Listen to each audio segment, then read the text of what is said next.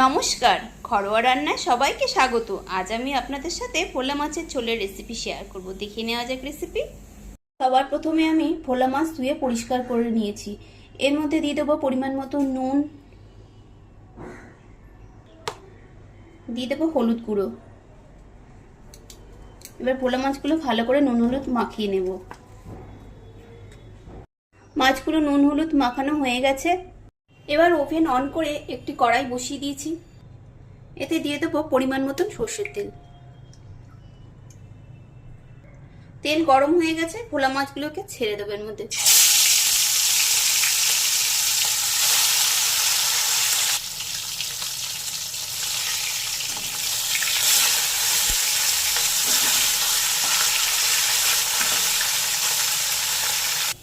মাছগুলো ভাজা হয়ে গেছে, তুলে নেব।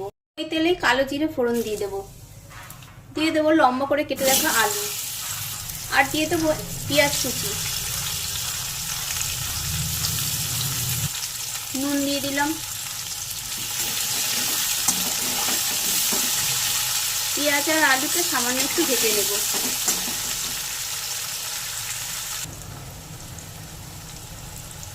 আলু পেঁয়াজগুলো একটু ভাজা হয়ে গেছে, দিয়ে দিলাম অল্প একটু জল।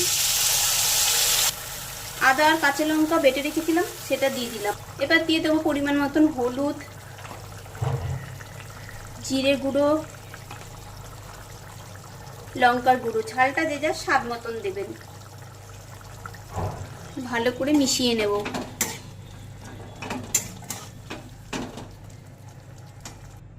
এবার ঢেকে আলু সেদ্ধ হতে দেব।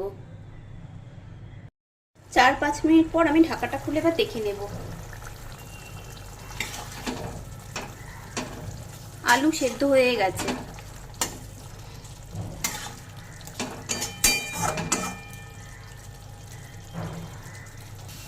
মশলা থেকে তেল ছেড়ে দিয়েছে, মানে রান্নাটা কষানো হয়ে গেছে। এবার দিয়ে দেবো ঝোলের জন্য বেশ কিছুটা জল। দিয়ে দিলাম আর একটু নুন, একটু নেড়ে নিলাম। ঝোল ফুটে উঠেছে, এবার ভেজে রাখা মাছগুলো দিয়ে দেব।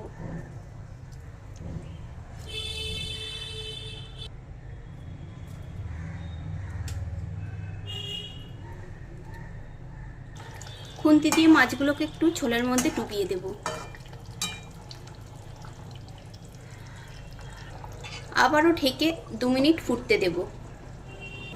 এবার ঢাকা খুলে ধনেপাতা কুচি ছড়িয়ে দেব। তৈরি হয়ে গেল দারুণ স্বাদের ভোলা মাছের ঝোল। এভাবে একবার আপনারাও বানিয়ে নেবেন, আশা করছি আপনাদেরও ভালো লাগবে। প্লেটে সার্ভ করে নিয়েছি ভোলা মাছের ঝোল।